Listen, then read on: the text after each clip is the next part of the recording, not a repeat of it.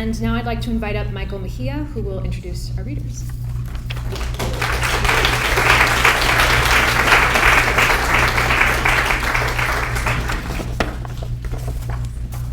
Thank you. Bear with me. I'm going to give the bios, but yes, I will do that in a second. So thank you all for coming to this celebration of the half-century anniversary of Fiction Collective and Fiction Collective 2. I'm Michael Mejia. I'm on faculty here in the English department and the program for creative writing. I am a proud FC2 author, Forgetfulness in Tokyo. And I'm also in my 12th year on the FC2's board of directors, making me the longest serving member at this point. 50 years ago, this month, Fiction Collective, a new independent publishing concern formed in a Brooklyn apartment with rhizomes reaching out to Colorado and California, published its first book. About the same time, founding collectivist Ronald Sukenik explained in a column in the New York Times that he and his fellow authors, including Jonathan Baumbach, Peter Spielberg, Mark Mirsky, and Steve Katz, among others, had started their completely author-run press in response to their frustration with a lack of interest on the part of the publishing industry in what they considered serious fiction, work whose aesthetics, complexity, and values didn't align with and actively resisted the business strategies of the American publishing establishment, and how that establishment perceived and defined the taste of the reading public. Quote, all business decisions, Sukenik wrote, and all editorial and copy work would be done by the collectivists themselves. The Fiction Collective, quoting Sukenik again, offers recognition by one's peers. This clear insistence on the standards of those who finally know what the art is all about opens a path toward the maturity of the American novel, and as well as a way for American novelists to assume their full prerogatives and responsibilities. End quote. Responsibilities, perhaps, in the sense of an author fully participating in the design, production, and distribution of their work, but also cultural responsibilities, to speak frankly, curiously, sharply, and conscientiously about the present state of our internal and external worlds. Reorganized in 1989 as Fiction Collective 2, but still operating under the same author-run principles and with the same ambitious goal of articulating a raucous, polyphonic, and critical voice for new American fiction, the press has become a home for more than 100 authors, including, just to name a few, Samuel Delaney, Lydia Yuknovich, Kate Bernheimer, Steve Tomasula, Diane Williams, Michael Martone, Susan Steinberg, Stephen Graham Jones, and Brian Evanson, as well as the folks who are reading today. And over the 5 decades, the press has continued to operate robustly, vigorously, while its essential organs have been shifted, sometimes drastically, across the American academic landscape. At one time or another, FC2's offices have been hosted at Brooklyn College, the University of Colorado Boulder, Illinois State University, Northwestern University, the University of Illinois Chicago, Florida State University, the University of Alabama, the University of Houston Victoria, the University of Utah, and Wake Forest University. To survive this long in an increasingly volatile funding and cultural environment shows that a small press's operations, too, are vital and challenging works of imagination. While we often refer to ourselves as the premier press for innovative fiction in this country, it should also be said that the baggy monster that is Fiction Collective and Fiction Collective 2 is not just about individual aesthetic experiment, personal programs of play, or any singular recalcitrance to perform according to the expectations of an increasingly shrinking reading public, shaped by the algorithms that now determine the essentially pre-programmed, bite-sized desires, let's call them impulses, known as the market, in all caps and quotes. Collective is in our name. As a demonstrably durable and flexible artistic community, we have been and remain committed to all the responsibilities alluded to by Sukenik in his now 50-year-old manifesto for the press, penned at the nadir of the Nixon era, in a nation Sukenik referred to in his 1975 novel 98.6 as Frankenstein. Of course, he meant his title ironically, 98.6, one sign the human body produces to signal that everything is fine. A new normal is here. A mean global temperature higher than any we've known before, higher than the one that our bodies were made for, that actually made our bodies possible. The breadth and depth of the environmental, social, political, and economic effects for that future present will have not just on what we accept as normal in Frankenstein, but around the globe requires an artistic community like FC2 and many more like it. Communities nimble enough, thoughtful, rigorous, resistant, and audacious enough to not just record and respond to the terrors and wonders of our shared emergent future, but hopefully also to imagine us into innovative alternative paths of living in that place. Alternatives of thought and dialogue and survival together. That's a responsibility that remains vibrantly active at FC2's core. Tonight, this little fractal shard of our collective wants to express its gratitude to the founders of Fiction Collective, to Fiction Collective 2's board members, past and present, to our fellow collective members, our designers and distributors, to all the colleges and universities who've hosted the press, to the collective members who brought new authors to the party through sponsorship, to our contest judges and readers and winners, and to all the readers out there who've supported us and who remain hungry for the challenges and provocations we provide. That last group, of course, includes all of you here tonight. So thank you again for being here, and thanks again to the King's English for having our books for sale. Buy books, we will sign them. You can get a tote. Okay, so I will briefly introduce everybody in alphabetical order, and then I will step aside until it's my turn. Lynn Kilpatrick, her collection of short stories, In the House, was published by FC2 in 2010. She earned her PhD from the University of Utah and teaches at Salt Lake Community College. Grant Maierhofer is the author of over 10 books of fiction and nonfiction. His 2 books with FC2 are Drain Songs 2019 and Shame 2022. He is the nonfiction editor for Blood Orange Review and scholarly associate professor of English at Washington State University. He lives in Moscow, Idaho with his family. Lance Olsen is author of more than 30 books of and about innovative writing practices, including most recently from FC2, Always Crashing in the Same Car, 2023, from Zank, Absolute Away, 2024, and the collection of nonfiction Shrapnel, Anti-Oedipus, 2024. A recipient of numerous prestigious fellowships and awards, he taught experimental narrative theory, as you all know, and practice at the University of Utah until 2022. Melanie Rae Thon is the composer of 3 FC2 books, The Voice of the River, 2011, Silence and Song, 2015, and As If Fire Could Hide Us, 2023. She is Professor Emeritus of English at the University of Utah. Adam Tips Weinstein is the author of The Airship, FC2 2021, and some versions of The Ice, Les Figues, 2016. He received a PhD in creative writing from the University of Utah, and more recently, a master's in software design from the U. He works for the Utah State Board of Education as a software engineer. And Kathleen J. Woods is the author of the pornographic novel White Wedding, published by Fiction Collective 2 in 2022. She earned an MFA in creative writing from University of Colorado at Boulder, where she served as managing editor for Timber Journal.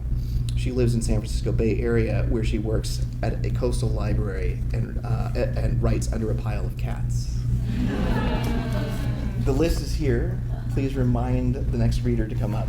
Lynn Kilpatrick is first.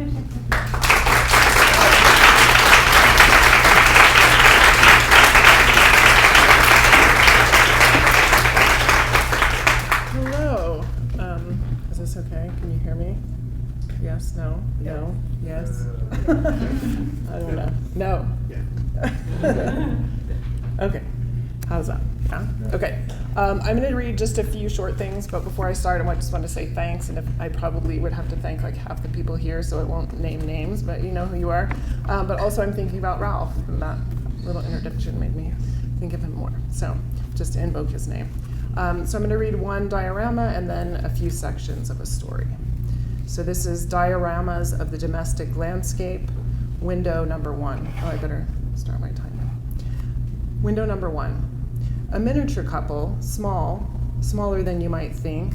I know you're imagining humans the size of Barbie, but really, that's not small enough. Think of army men in their small fatigues with binoculars and guns. That's small. Only they're a couple, a man and a woman. They stand in a terrain shaped from modeling clay and construction paper. The hills in the background are painted red, and the sky is a baby blue that only paper can be. The man holds out his hand to the woman as if saying something. as if his outstretched arm is sign enough.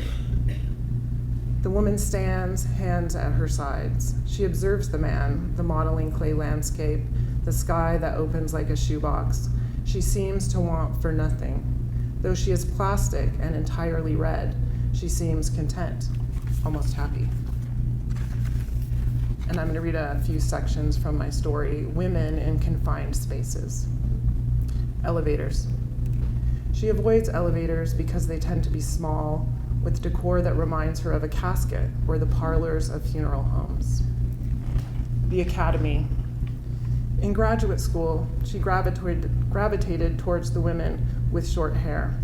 She presumed that the students with short hair would have a stronger sense of self and be able to navigate the difficult corridors of higher education with less damage to their self-images. She sees now that this assumption was misguided, that short hair was just one among many uniforms to choose from, and that it was chosen with just as much caprice as any other disguise, such as long hair, bangs, expensive handbags, or cosmetic surgery. Closets. As a child, she used to hide in her mother's closet. She loved the scent of white shoulders that clung to the silky dresses and soft sweaters.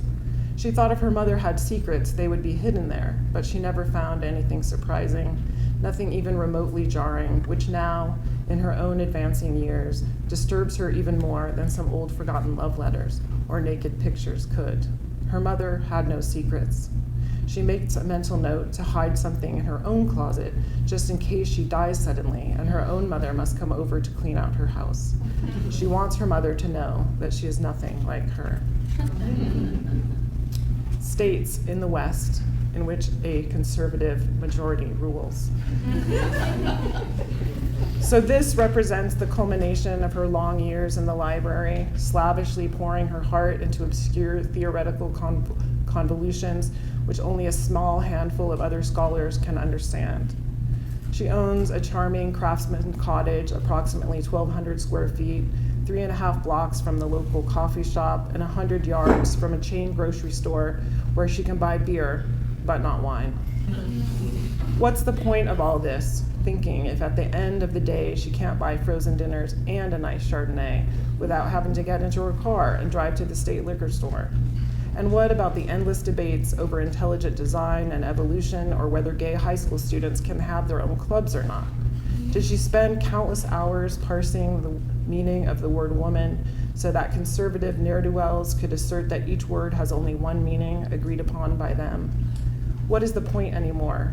She doesn't even have any wine in the house with which to console herself. Marriage. Marriage is something she observes from the outside, like a latecomer, staring into a large plate glass window at the party flourishing in her absence. Should she go in? Or is she content to see the others leaning their heads back for long laughs that do not escape the enclosed space of the hostess's house? Through the window, she can see all the couples, identifiable by their resemblance to one another. The blonde couple, the tan couple, the outdoorsy couple, the quiet couple, and so on. Is it worth it, though, to break through the divide, to open the door and interrupt their camaraderie? Perhaps not. The gift wine in her hand becomes suddenly heavy. The house is just one more disguise, she decides, one more straitjacket masquerading as a down comforter. Or is it the other way around? She really shouldn't walk around her neighborhood at night where conundrums might spring out at her from any domestic lawn. But when she does, just for a moment, she feels free, anonymous, alone. The English language. When she was an undergraduate, she spelled woman with a Y, but she always admired her peers who spelled it women, W-I-M-M-I-N, as if the chaos that brought them forth in this world as female was an action, women, from which they had simply dropped the G. She also loved to hear students in her gender studies class demand, "What about her story, huh?" as if they had just, in their anger, coined the term. Lately, though, she prefers to think of words the same way she thinks of baggy, worn-out sweats. She wouldn't ever leave the house in them, but when she returns home at the end of the day, she can't wait to put them on and watch some trashy TV, something she would never admit to watching, like Entertainment Tonight or reruns of Mork and Mindy. Those are excellent, by the way. Language is like those sweats.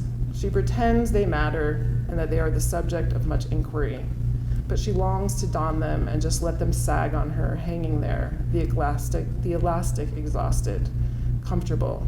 That's it. In her head, she never worries about using the correct word.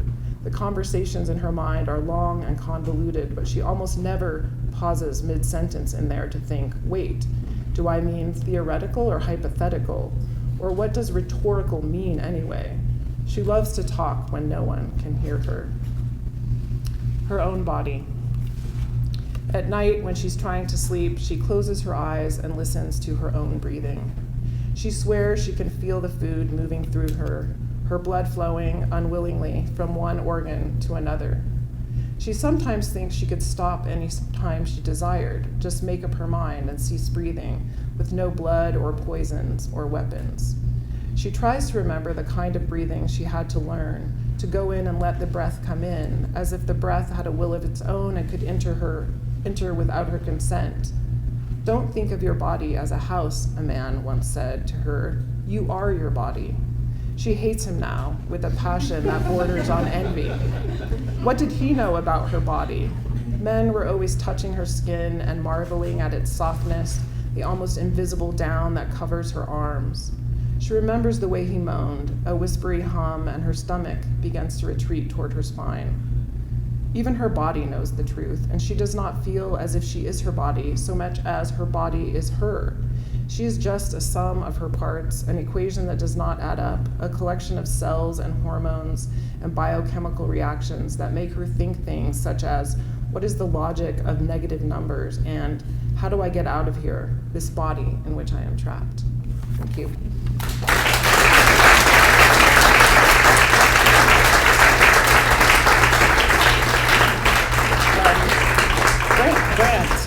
Grant. Sorry. Microphone and I are not friends.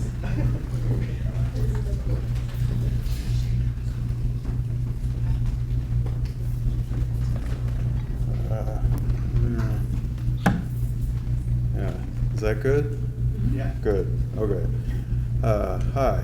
Thank you. Thank you to Michael, to Lance, to Aaron, to everybody. This is really nice. When I think I was 19 or so, discovering first 98.6 and then 1998.6, which is Matthew Roberson sort of carrying the torch of 98.6 into the present-ish. I developed an obsession with all of the FC2 books and authors that continues to this day, so I'm really grateful, and that was a really beautiful introduction.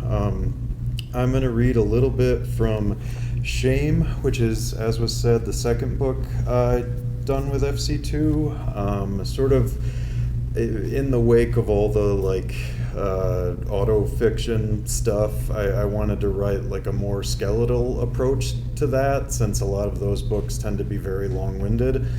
So it's this book of kind of fragments, mostly fiction, in that vein. Where are we? No, one sec. Okay. I found myself later married to the person who had saved me, a child on the way, and attending a university 9 hours from Utah's Great Salt Lake, where Robert Smithson had constructed his spiral jetty.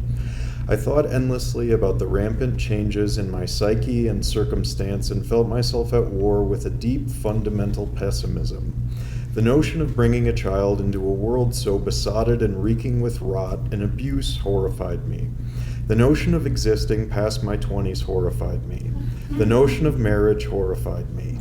I had failed in everything in my life up until that point. My 20s were a swirl of mistakes that I kept revisiting and reliving, and I was sure I would somehow ruin this, and I was waiting for it to happen any moment. I would take my work and feed it through systems, computerized systems that would alter it and turn it against me, create a ruined literature that severed my naive, youthful intentions. I had written naive, youthful things. I was now an aging, naive failure. Then later, I found myself married and attempting to make a life for myself, and each day trying to be less of a despicable piece of shit. I found myself less interested in a literature with much humanity. I wanted everything computerized, broken, vile. After the first bad books, then, I had published some of these books with the help of an architect who lived in Kansas, and we both tried to support one another while it seemed that every other aspect of our lives was falling apart, but mostly that was me. I liked the image of Smithson slowly putting these materials together, piece by piece, until this large spiral emanating from the land got formed, and layering materials on every inch of that, and trying to ensure that this thing wouldn't be killed by time or weather, trying to create something that would outlive him and his children and on through generations, but using materials from the earth mostly, using things we all have access to. Trying to do something that wasn't egotistical. Anybody could stumble upon it and walk along it and hold on to images of it. It wasn't about the artist. He was secondary to the work in this rare case, where his humanity mattered far less than the object he'd succeeded in creating. This rare moment where that's the case, and it's the case with Ukeles, and with Akonchi, and with Smithson, and it's something to aspire toward in writing, the removal of the human being. The subject is what in this sort of thing? The subject is the living. The subject is the event. The subject is the language used. The subject is memory. The subject is one's own life. The subject is the little bug caught in the ice of a flash-frozen lake. The subject is the individual's moods through the vicissitudes of their pathetic life. The subject is what exactly, and why? Where is the work positioning itself in the world as an aesthetic matter? Perhaps we'd all like to go back to bed. The subject is a little living being on a little lucky rock. The subject is the way a morning can stretch out when your life isn't a pathetic careening between moments of abjection or regret. The subject is the white floor of the shower in the dark, discernible only because of the glint of light beneath the door. The subject is the death of the author's father, or the death of the author, or death. The subject is the way it felt to open every window in the small studio apartment in Minneapolis late at night and to lay on the floor there, a corpse there, and let the wind blow over your naked body as a CD played Fauré on the small player against the wall. The subject is fiction, a fictional subject, a subject stitched together from the sentences that pass through one's head as the father's death passes 1 year, then the next, and then a decade, and then more. The subject is as long as life.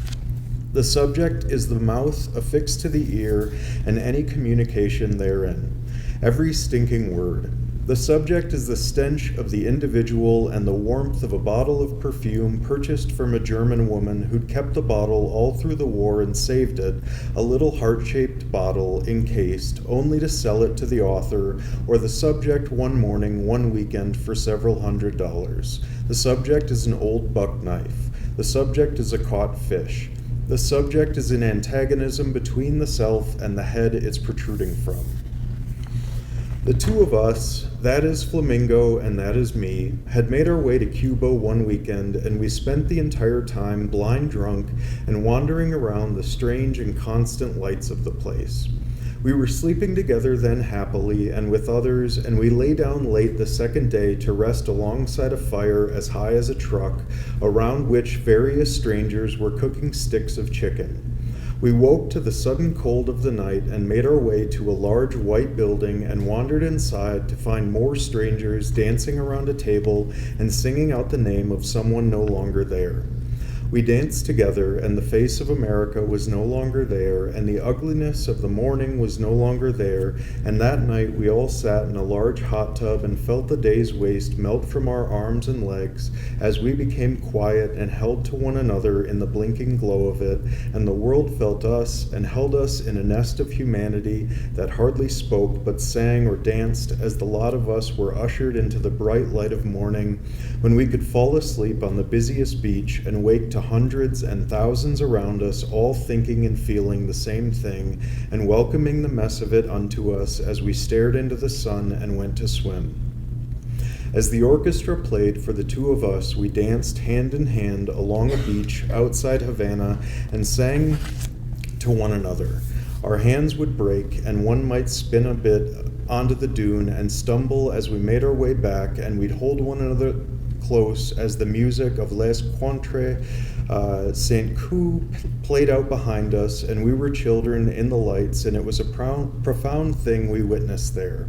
It didn't happen.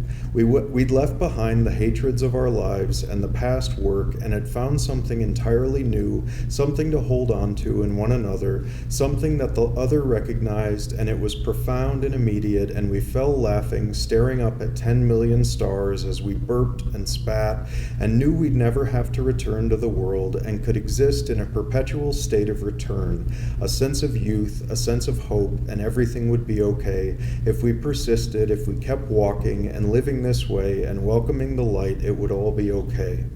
I had come from the Midwest. I had come from Pennsylvania, and Flamingo had come from New York or somewhere else. She never said. Perhaps a hospital.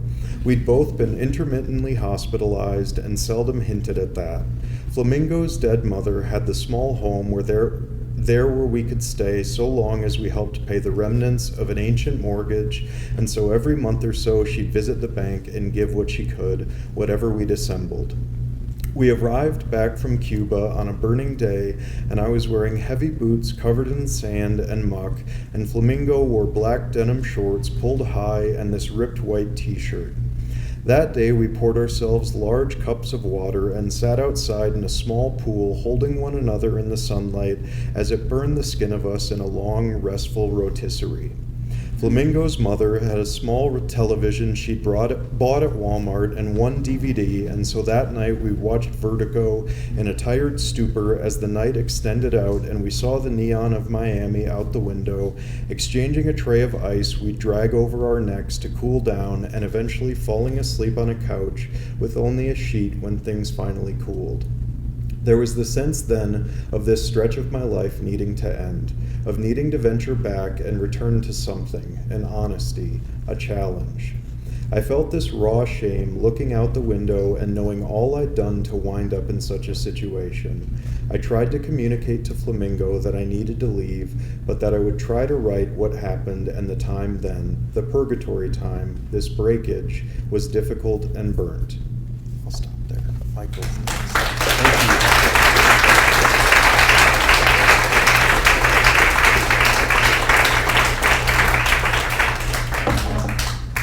Hello again.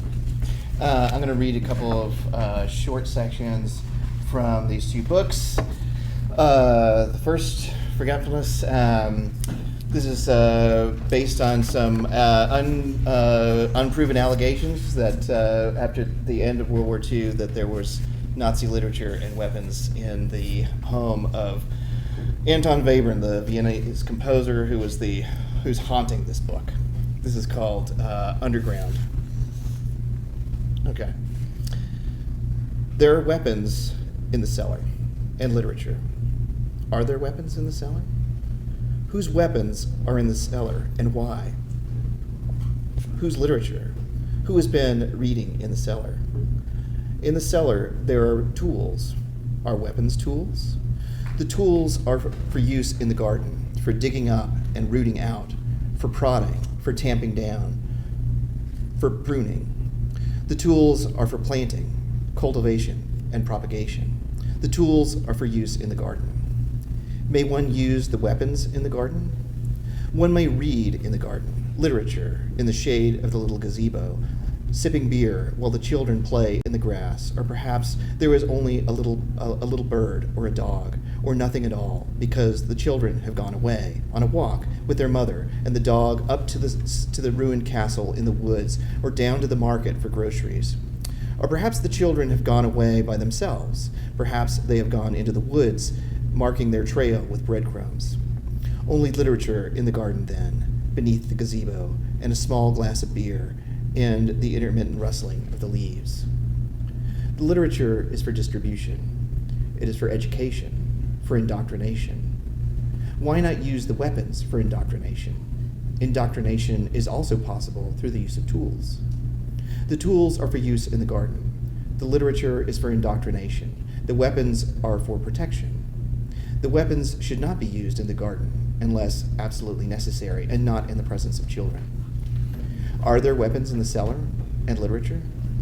There are tools in the cellar. There is coal in the cellar. There is firewood in the cellar. There is potting soil. There are seeds in the cellar.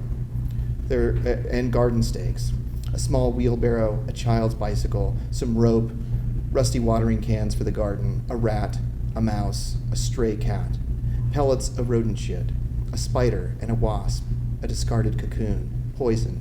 All of these could be in the cellar. There could also be weapons in the cellar. What's that? Is someone in the cellar? There are Russians in the garden. They've broken down the fences with their vehicles. Get the weapons.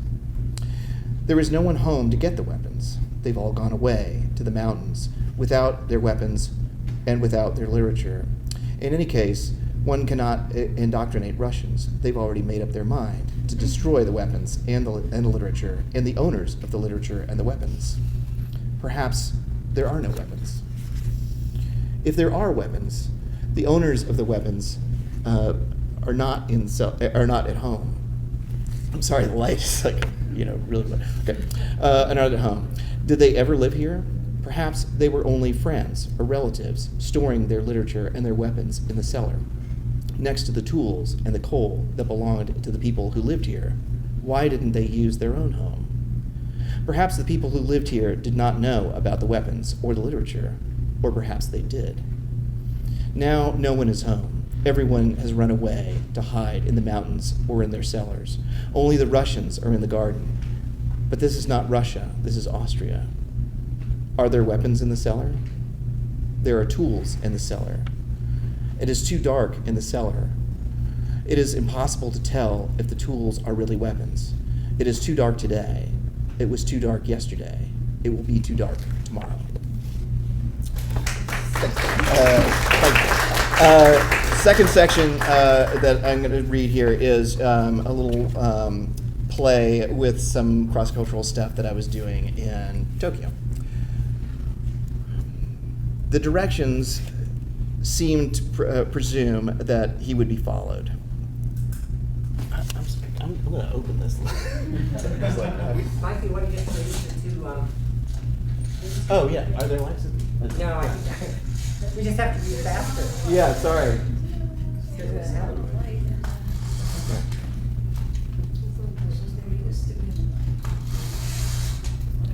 Say I'm old. I just need a little more light. Thank you. Does that work? Yes. The bringer of light. Thank you. Okay. Sorry. Okay. The directions seem to presume that he would be followed. Buy a sports hochi.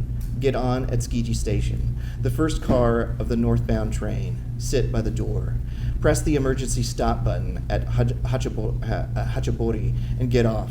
Walk to Korenmacho.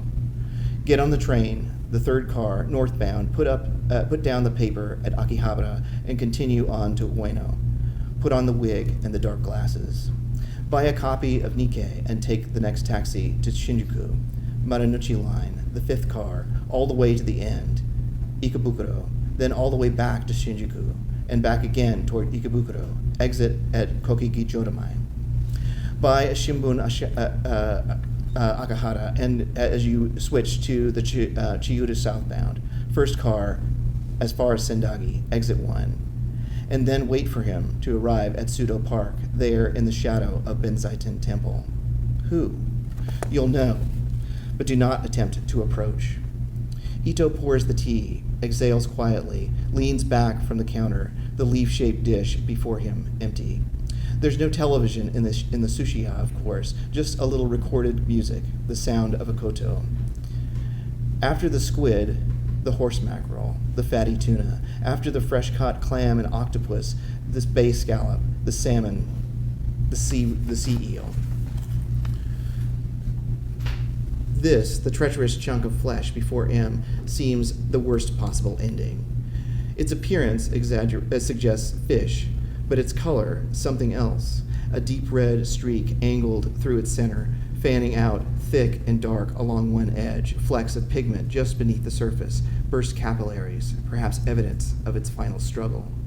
Or something like the freckles on his wife's shoulders, the lightly speckled bridge of her nose, what always gave her away, she said, though they both knew it was more.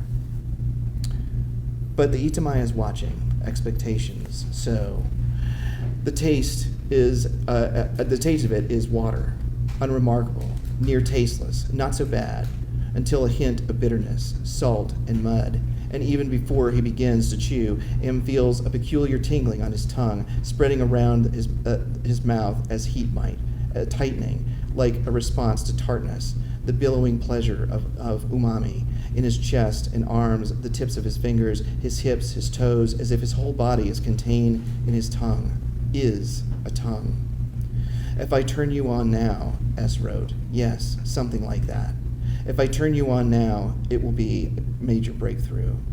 A caress of soft textures, gloves edged with black fur working up into him. His erection, a dance along the rectum, the far-off shrill of an insect. That summer, someone was saying. Never has he tasted such total freedom. That summer, someone is saying, I had my first taste of the weakness in some time. The woman at the other end of the sushi counter, the onagata, Mangiku, Ito called her, as if M might know the name, her voice and powdered face so unusual, but also a delight here, delicate and supreme, black eyes, crimson lips, suspended in that white absence, the void of her lying, clean-shaven face. The space between her lips, that parting, as if taking him in between them, the whole erogenous surface. Her mannerisms familiar to M, as if it was in his real wife sitting there beside that other man, the Japanese, his back to them all evening. Every day, she whispers, singing it, filled with unclean deeds, too numerous to count. Her eyes on M, so that the man, the Japanese, her husband, he must be, finally begins to turn, to look back at the manly curve of his face, and the feeling of release from his own. Thank you. I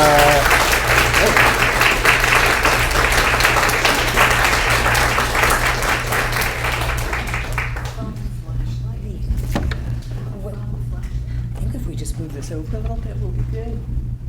But maybe not. It's a fire alarm. Pay no attention. There we go. Is it far enough? More? Yeah. Hi. Michael, thank you so much for that wonderful reading, and also for the 12 years that you've been working with FC2. That's crazy. It's like last week. Can anybody hear me, or I'm just talking to myself? Oh, okay, good.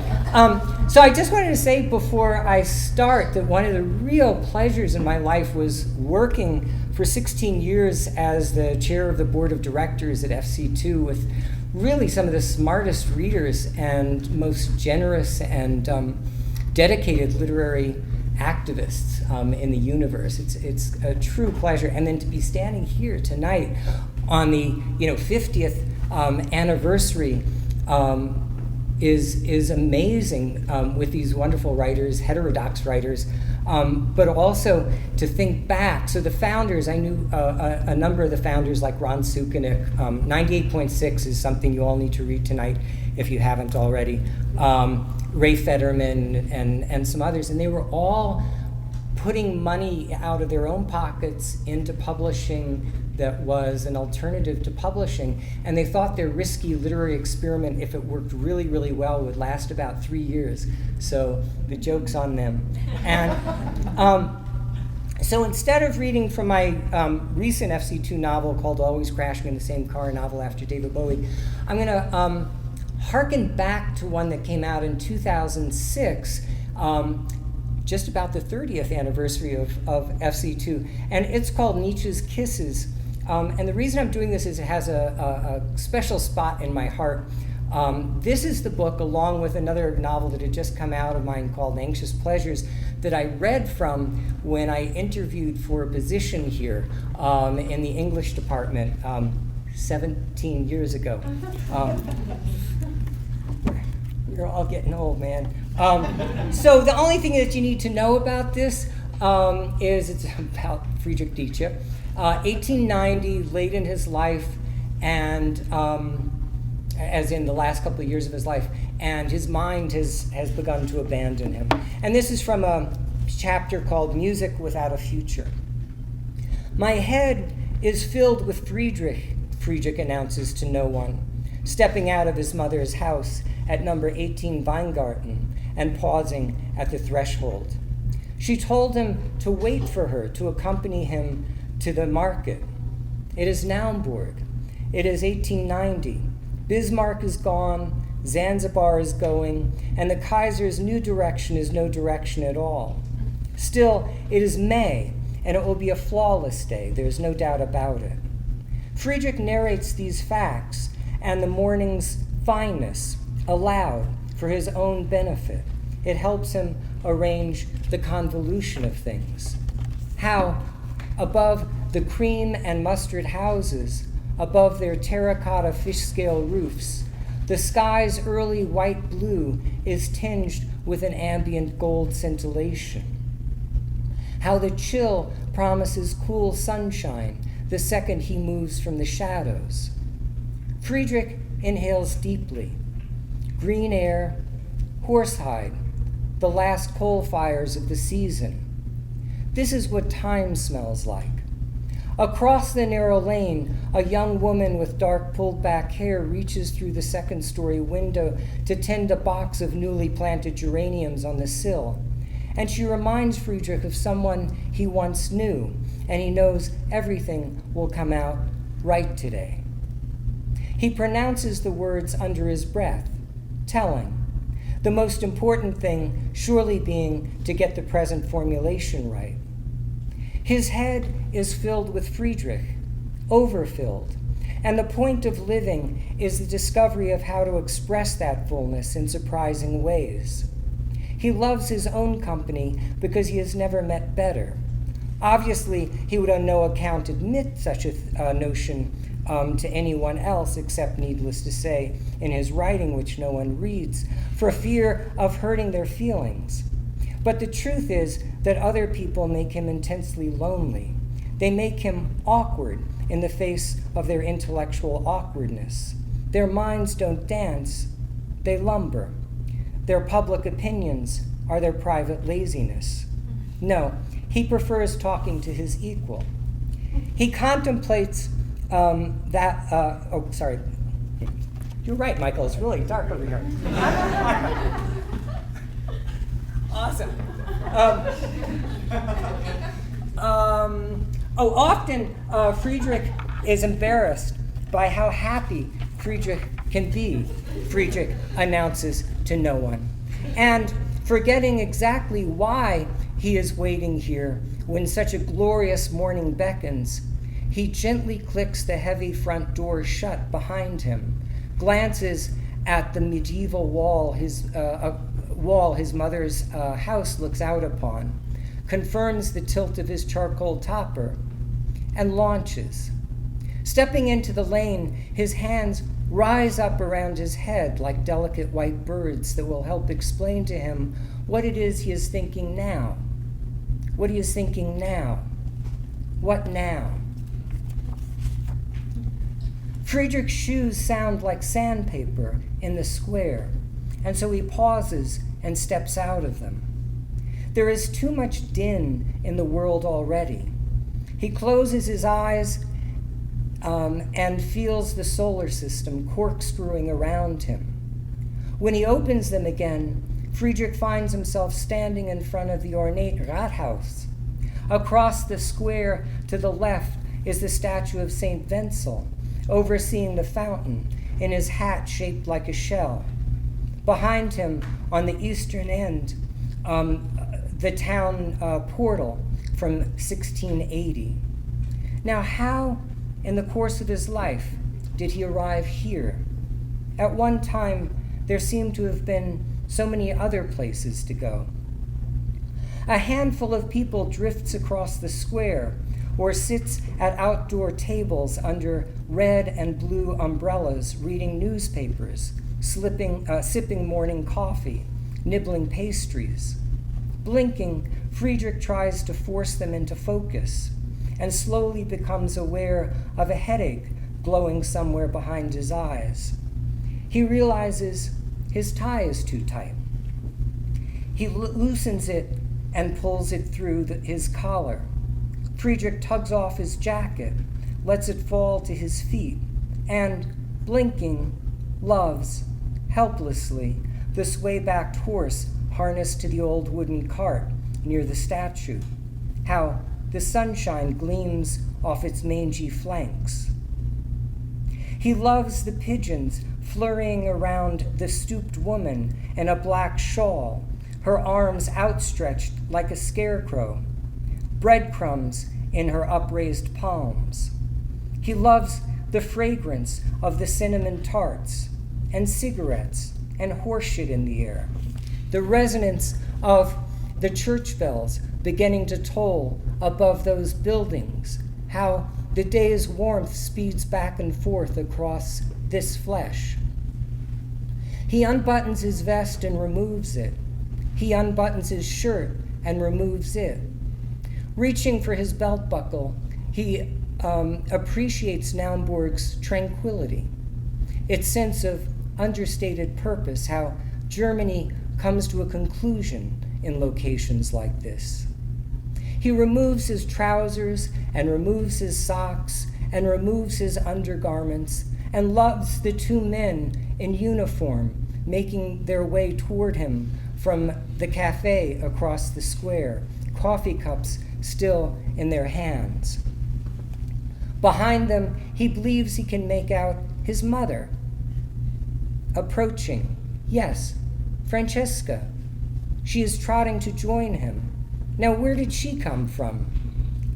He looks forward to learning the answer. Meanwhile, he smiles at her familiarly and stretches his bare arms out to the sides, mimicking the pigeon woman. He shuts his eyes again and tilts his face to receive the incoming rays.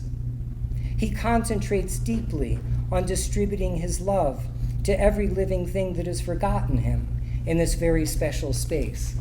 Thank you.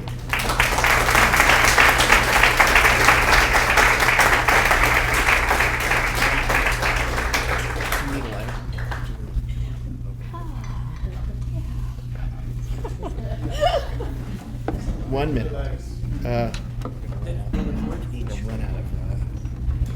I'm a princess, so. No, I think we need to do this. Here we go. Oops, sorry. There's something in here. I think that's as far as it goes. And do you want a flashlight? I think that's good. We'll see. I get front raising. Thank you, guys. This excerpt comes from the final movement of As If Fire Could Hide Us. The speaker is a girl who's been kept on life support long enough for her organs and tissues to be viable for transplant. The skin of a 16-year-old girl regenerates every 22 days, down the throat, through the colon, inside and out, so little difference. My skin, protecting even now the open wounds of a burned child. Weeks or days, soon enough his body will reject mine, but now, tonight, as the drugged boy drifts through dreams he won't remember, red-winged birds falling from the sky, howling dogs, fur on fire. Tonight, the collagen of my skin fuses into the scraped clean, scoured pits where once there was blood and muscle. Now we are one. Now we are quiet. In the dream we share, I am unwinding bandages to reveal our spectacular body. Veins, visible, skin new and fine as the skin of a fetus. You read about us in the paper, boy torched by bike thieves, girl killed in crash, donates organs. 37 days and hundreds of miles between us, but here we are, safe and still, becoming one, the same body. I surrendered all I knew, heart and lungs, discs of the vertebrae, the dark secret of my spleen, unscarred skin, corneas, pancreas, the delicate bones of my ears, my impossible love, all I had to give, kidneys, liver, veins, cartilage. I offered the gloriously pliable tissue of my thighs, a song moving through the spaces between cells, consciousness unstrung, bowels unspooled, continuous, miraculous, the bodies I am tonight, uncontained by multitudes. As a child, not so long ago, I found the skull of a fox, femur, scapula, skin of a black snake, rib cage of a cat, bones of a bird nested inside it. You won't see them on the news, my mother, my father, in a small room with one window where they have been told, where a doctor has carefully articulated the damage to the skull, the brain, the stem, the cortex, where he has explained the fixed eye, dilation of the pupil, the ventilator they use to keep the body oxygenated, the medications without which my blood pressure will plunge, my heart stutter and fail. Now the man is gone, and God, here is my father's reflection in dark glass, one terrible blind eye, the face dissolved. He is pounding his head on the glass, and it hurts, or it must hurt, but he can't stop. As a child, my mother prayed to see the face of God. Now, face to face, Teresa Vela turns the light off. The sun will rise and go down, the flesh be cleaved, the body opened. Human hands will hold the human heart, the lungs, the liver. Meteors will pummel the earth, cold rain pound the desert. The body of one will be many. Ditches will flood and spill, rivers rise and roil. Some of the bodies will swirl in silt. Some gasp and breathe and swim harder. And my father will lie in the dark, listening to blood, listening to water, hearing the heart, the rain, the stem, the cortex. Mateo Vela will go out in the light to hold the rib, to touch the sacrum, to be one, to be nothing, to disappear with the disappeared, breath and dirt, skin of the snake, skull of the rabbit. There are things you know but can't believe. Flames in the street, flames whirling toward your house in the shape of a child. Sometimes you are afraid of the heart, the girl's heart inside you, vagus nerve cut, the heart beating too fast always. Last summer, waiting for the heart, you almost died of a bee sting. In January, the flu. In March, pneumonia. Your lungs filled, your kidneys failed.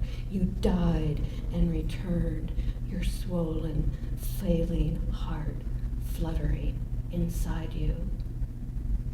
A nurse whispers a needle into your vein. Shh, it's okay. You're okay. almost home now.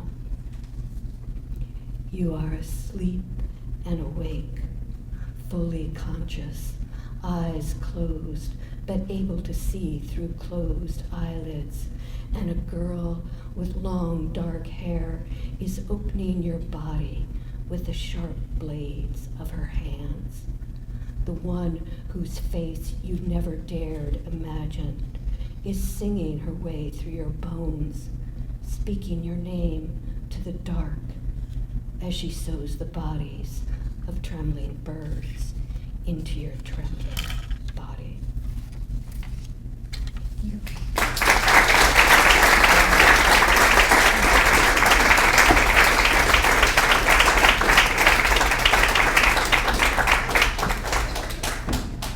Oh, sorry. I think I'm early. Do it. Is that, are you sure? Yeah. We were at the W's, and I was like, oh, I have to be the only W. I apologize. Thank you so much to FC2 for inviting me here, for the university as well. This book, White Wedding, wouldn't exist without two other FC2 authors and CU Boulder professors. Elizabeth Sheffield, who was game to create a sex writing graduate workshop where she introduced us all to Samuel Delaney's Hog, also FC2.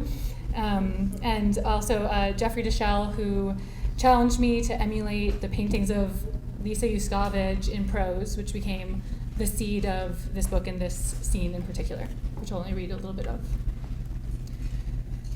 The woman had lied to the caterer, but only by half. At the mansion on the mountain, she tended to delicate grooming with her delicate hands. She'd been provided all the right tools, finely made and clean. She'd had a room, a canopy bed and clawfoot tub and rosewood vanity with its oval mirror, shawls and trinkets imitating clutter. The room didn't bother with clocks or passing lights. On her walls there hung one set of heavy curtains and one grand painting, a white swan in oils floating on gray. It gazed over the room with a hard black eye. The woman heard the chimes and her bedroom walls were sage. She draped a silk robe over her bare shoulders. Next to the bathtub, she found bottles and jars and small metal instruments arranged on a brass tray. The woman, there too, she found a note card with her instructions. The woman read the neat lines, the fine script. She perched by the taps and ran a hot bath. She sprinkled the basin with salt and oils, anise and heather. The water steamed. She waited. Another chime and then knocking. Come in, she called. The door is unlocked. A girl entered slowly, tall, bronze, and glowing, hair piled in a riotous bun. Her dress skimmed the floor. Wait. The woman spun the tap shut. Leave your clothing there. The girl nodded. She breathed through her nostrils, exhaling little. She removed her slippers. She pulled down her dress. Her breasts, like her limbs, were long and slender. Black hair ran from the spout of her belly button, pooling over her cunt. It coated her knees and calves and ankles. She painted her toenails teal. She cracked her knuckles against the floor. When the girl spoke, her voice was soft. I shaved my armpits. I didn't ask, said the woman. They were driving me crazy. I didn't ask. The woman rolled up her sleeves. She skated her fingers over the bath water. It's warm. The girl stepped one foot into the basin, then the other. The water swayed. She folded her limbs and sank slowly, exhaling. She kept her neck dry. No bubbles, she asked, peering at her floating breasts. Her nipples drifted outward, areolas soft and wide. I need to see you. Right, it's nice anyway. The girl hugged her knees. Thank you. The woman pulled the tray to her hip. She tapped a squat tin, then twisted its cap in slow half circles. Its toffee salve smelled like eucalyptus and rosemary. Give me your legs, both of them. The girl shifted, hooking her knees over the edge of the tub, careful not to splash. Still steady on the basin's lip, the woman set the girl's wet feet in her lap. She massaged both calves with salve. Beneath thick hair, the girl's skin was soft. A mole poked from her right calf. It was a perfect circle, red and raised. The salve made it glisten. When the woman swiped her hands under the crook of each knee, the girl fidgeted. Water sloshed and spilled. Okay, the girl said. All right. The woman squeezed the girl's feet and then her own hips, smearing excess salve on her robe. She lifted a gold razor from the tray. It flipped open with a single snap of her wrist, the blade sharp and square and long as her palm. She dipped the blade into the bathwater. She lifted it to the girl's knee. "Keep your eyes open." The girl nodded, her nostrils flaring. The woman ran the razor down the long left calf. She traced the girl's femur. With each pass, the blade gathered hair and dead skin, a caterpillar of tissue. The woman rinsed residue into the water again and again. She angled the razor up and down each ankle and pivoted over each knee. She cupped the girl's heels, lifting to reach behind her calves. As hair fell away, marks on the girl's skin emerged. Scarce freckles, a waxy scar on her ankle, stripes faded down in her thighs. A knotted vein behind the left knee, flinching under the razor. The blade hummed along stray lines of stubble. The girl's chest rose and fell, slower now, nearly silent. A film of hair bobbed around her breasts. "Stand up," the woman said. She brushed the blade against her lap as the girl uncoiled from the water. The wet hair on her upper thighs was finer, already soft. Leaning forward, teetering, the woman shaved the spare patches away. Then she worked over the girl's belly and drew the razor down, stopping when she reached the girl's mound. "Okay," the girl said. The muscles below her ribs tightened. Her kneecaps twitched. The woman looked up at the girl's face. Steam had melted her mascara, smattering black around her sockets. She blinked and held her body still. Nodding, the woman swapped her razor for a small pair of gold scissors. "Spread your legs," she said. The girl stared at the scissors. She slid her feet apart, opening a dimpled triangle between her thighs. A smell like mulch drifted from her vulva. Dense hair curled over her mound and down her labia. It grew long. The woman pitched a tuft of the girl's hair and stretched it taut. The roots strained against their follicles. Crouching, she posed the scissors, suspending them 1/2 centimeter from the girl's skin. She snipped downward, slowly. Each cut was measured and precise. Hair fell away. Clumps scattered in the bathwater or clung to the girl's kneecaps. Strands wrapped around the woman's knuckles, slid behind her fingernails. The scissors made the room's only sound. I'll stop there.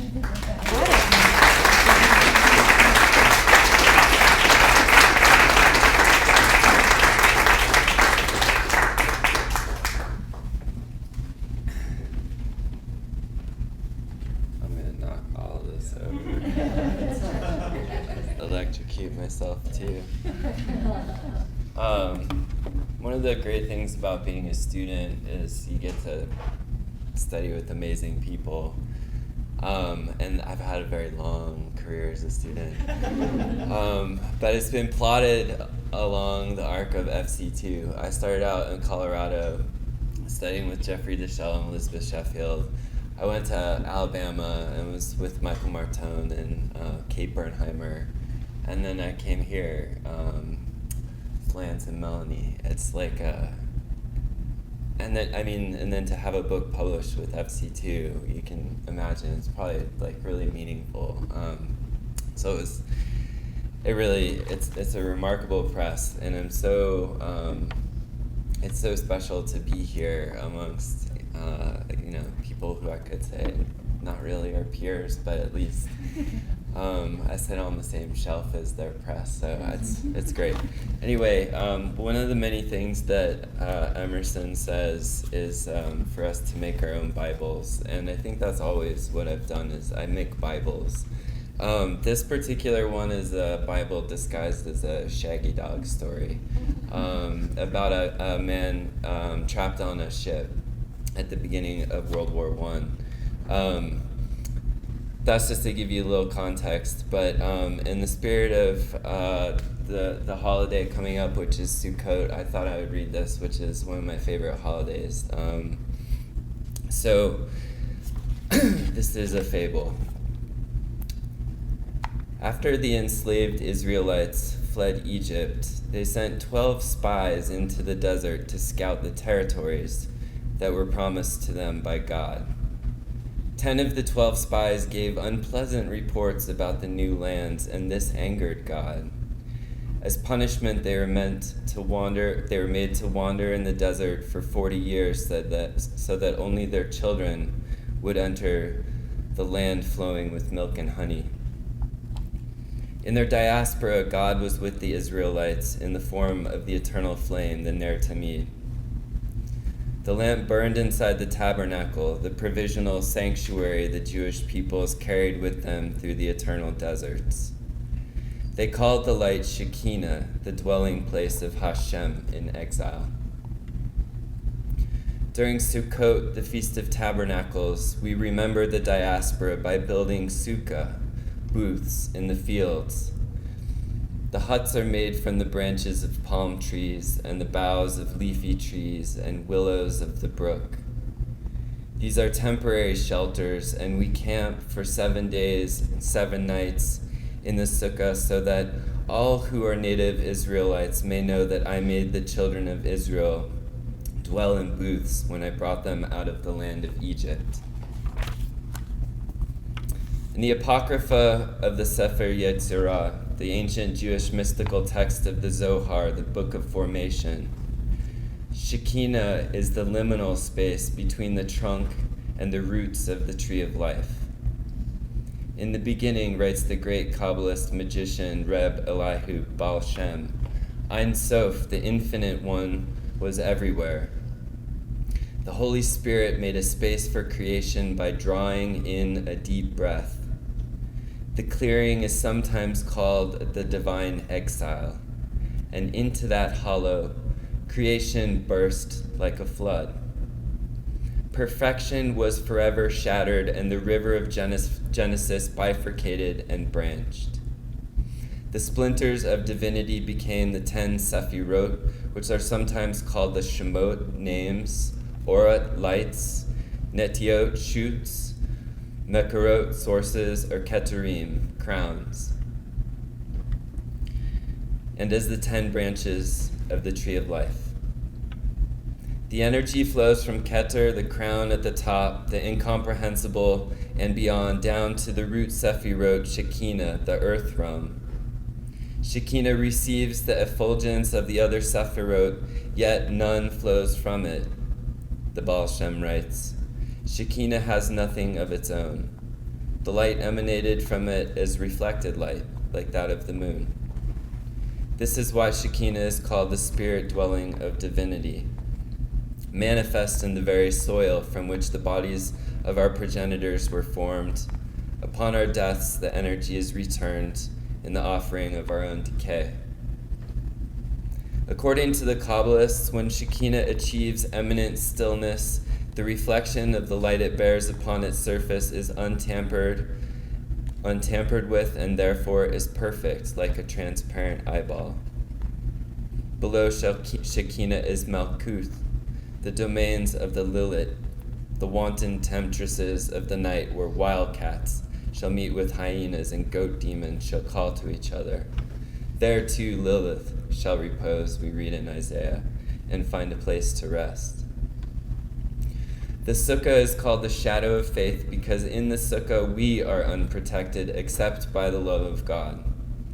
During the 7 nights of Sukkot, we make our beds in the ground. The walls of the hut are made from golem, reeds. Neither bush or tree. Golem signifies the temporariness of the shelter. The roof, too, must not be fully covered so that the stars will be visible through its cracks. We stare up at the imperfect thatch and recall a faith knitted to impermanence in exile, and we invite the spirit of Shekinah to rest with us. We notice that there are many entrances and exits to the sukkah, almost like a burrow. The hut is more landscape than dwelling. The hut is 1,000 plateaus. It claims no territory of its own, and nowhere else but in a sukkah do we sleep so this close to death and to the source of all life. Months passed, and Nathan Cohen began to collect raw materials that he found as he swabbed the decks: silk thread, buttons, rope, skins, oils, spars, planks, cotton, nails. He pocketed lost items, things, detritus, trash.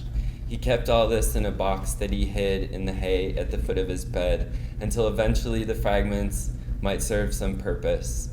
At night, he burned incense that he made from smudges of tar and perfume, and which swirled around his bed as he prayed late into the night. Spying the light coming from Nathan Cohen's bunk in the hayloft, gleaming through the wooden gates of the corrals, as caught in the long view of, say, a landscape painting, which has captured the Vasari steaming ahead in the dead of night, one might be struck by Cohen's tiny lamp, the sort of indefinite, half-attained, unimaginable sublimity about it, as the poet says. If one perseveres, eventually one loses interest in the ship entirely, that black mass of something hovering in the center of the picture. Only that single point of illumination remains. As one begins to perceive, the light matters because it is temporary. Soon it will disappear forever. As soon as one grows attached to the warm light heart, it slips away from your grasp and then is gone. Thanks.